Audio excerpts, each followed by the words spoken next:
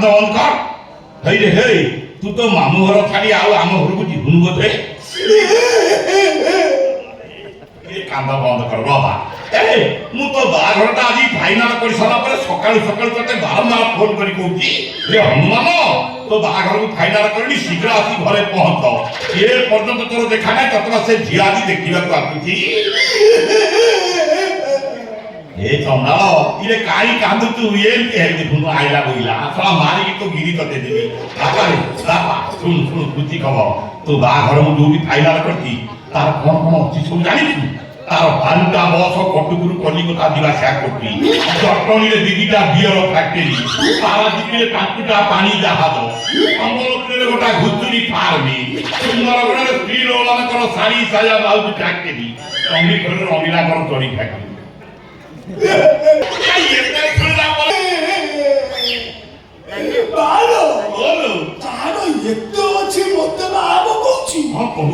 ତାର ଆଉ କିଛି ନଥିବ।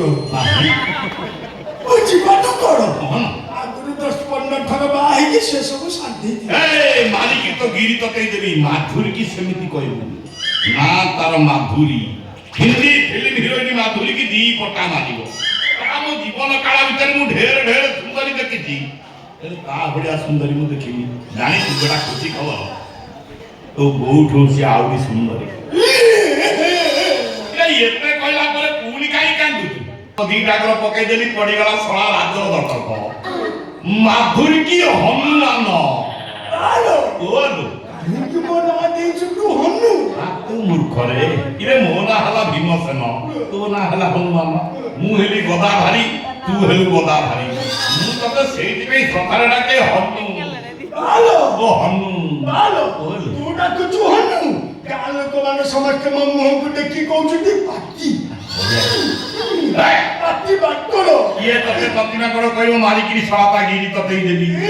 ପତିନାକଡ଼ କାହିଁ କହିବେ? ତୋ ଜାତକ ନାଁ ପରା ହେଲା ବଜରଙ୍ଗୀ। ଆସିଗଲା ରେ ହନୁମାନ, ଆସିଗଲା। ମାଧୁରୀର ଟ୍ରାକ୍ଟର ଆସିଗଲା। ତତେ ଏଇଠି ଦେଖି ଚଏସ କରି ବାହା ହେଇକିରି ତା ସାଙ୍ଗରେ ତା ଘରକୁ ନବା ପାଇଁ ମାଧୁରୀ ମୋର ନିଜେ ଟ୍ରାକ୍ଟର ଚଲେଇ ଟ୍ରାକ୍ଟରରେ ଖଣ୍ଡେ କନ୍ୟା ଜାତି ଧରିକିରି ଆସି ପହଞ୍ଚିଯିବ। ନା ଡାଳ ଭାଙ୍ଗିଯିବ। ନା ହନୁମାନ ଗୋଟା କାମ କର ବାପାରେ, ତୁ ତାକୁ ଆଗ ଦେଖିଲେ ବାହାଘର ହେଇପାରିବନି, ତେଣୁ ଆଖିରେ ତୋ ରୁମାଲ ବାନ୍ଧିଦେ, ସିଏ ଆସି ଦେଖୁ ତାପରେ କଥାବାର୍ତ୍ତା।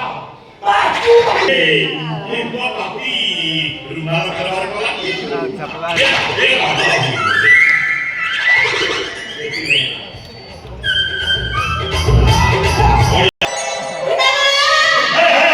ମାରିକି ତ ଗିରି ତତେ ଦେଲି। ତୁ ତ ଶଶୁର ବି ମୋ ନାଁ ଧରି ଡାକୁଛୁ, ଶଶୁର ବାପା ବୋଲି ଡାକୁନୁ।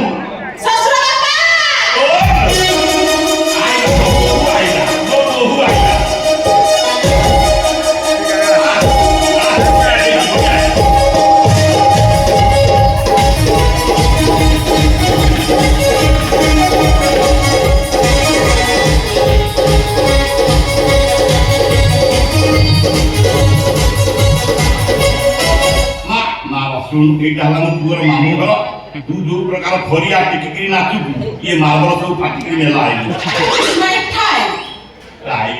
ମୁଁ କହୁଛି ମାର୍ବଲ, ତୁ କହୁଛୁ ଟାଇଲ। ମାର୍ବଲ ଗୁଡାକ ଓ ଟାଇଲ ବମ୍ବେ ଇଂଲିଶ। ହଉ ମା ହଉ, ମୋର ଏତେ ଜ୍ଞାନ ନାହିଁ। ଦେଖ ମା, ଏଇ ହେଲା ମୋ ପୁଅ, ୟାର ଡାକ ନା ହନୁମାନ, ଶ୍ରଦ୍ଧା ନା ହନୁ। କିଛି କିଛି ଗାଁରେ ଲୋକ ଡାକନ୍ତି ଆକୁ ପାତି। ପାତି କହିଲେ ଡେଇବ, ଏମିତି ଡେଇବ ବର ଡାଳ ଉତ୍ତରାଳ ଭାଙ୍ଗି ପକେଇବ। ମା ଆଉ ଇଏ ଦେଖିବାକୁ ସାକ୍ଷାତ ସଲମନ ଖା। ସଲମନ ଖା ପାଖରେ ଆକୁ ଠିଆ କରିଦେବୁ ମା, ଲୋକମାନେ ସଲମନ ଖାଙ୍କୁ ଚାହିଁବେନି, ୟାକୁ ଚାହିଁବେ। ବାପାରେ ମୋ ବୋହୂ ଆସିଗଲାଣି। ତୁ ଖାଲି ଦେଖିକି ତାକୁ ହଁ କହିଲେ ଶଳା ଏଇଠି ସାଙ୍ଗେ ସାଙ୍ଗେ ମଙ୍ଗନ କରିବି, କିଛି ସମୟ ବାହାଘର। ବାପାରେ ବେଶୀ ବିଆ ନେଇ କରିବୁନୁ, ମୁଁ ଖୋଲି ଦଉଛି। ଦେଖ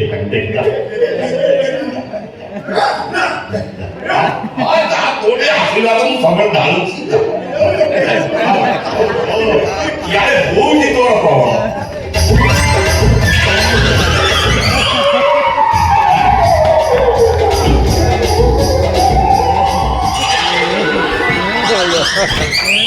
ମୋର ବୋହୂକୁ ଦେଖି ଚାରି ଖେଳା ମାରିକି ମୂର୍ଚ୍ଛା ହେଇଗଲା। ପାଣି ଆଣିବେ। ଆଉ ଇରେ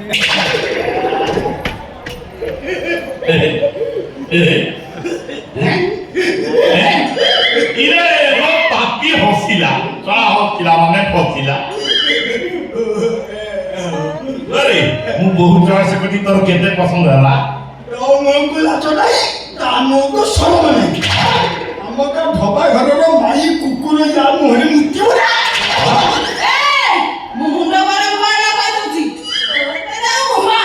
ଆମ ଗାଁ କଳେ ସଭ୍ୟ ତ ତା ପାଖକୁ କାହିଁ ଯାଉଛୁ ସେ ସବ ହଇବ ମତେ କାହିଁ ଆମେ କାନ୍ଦୁ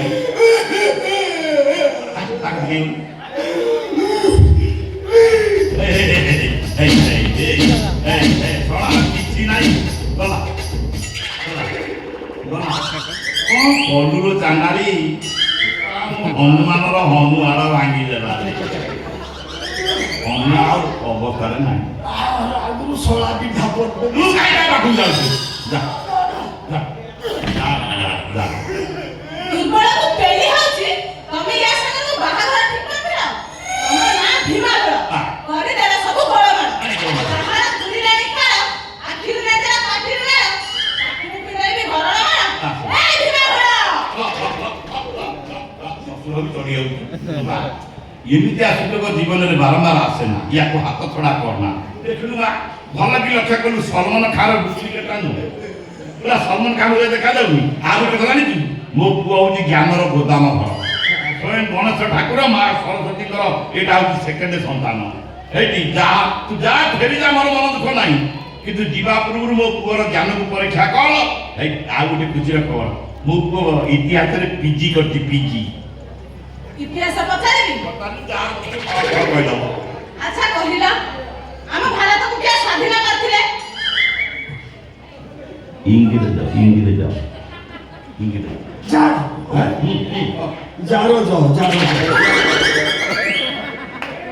ଆଚ୍ଛା ଆଚ୍ଛା କହିଲ ଆମ ଭାରତ କେବେ ପରାଧୀନରେ ଥିଲା 1947 ସ୍ୱାଧୀନ 1917 ଆଚ୍ଛା ଆଚ୍ଛା କହିଲ ଆମ ଭାରତକୁ କିଏ ସ୍ୱାଧୀନତା କରିଥିଲେ Mahatma Gandhi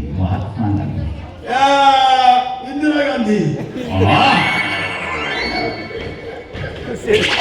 You were selected.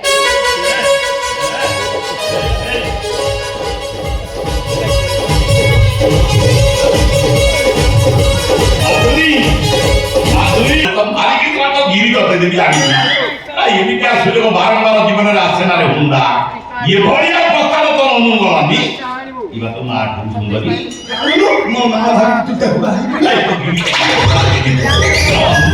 ଖରାପ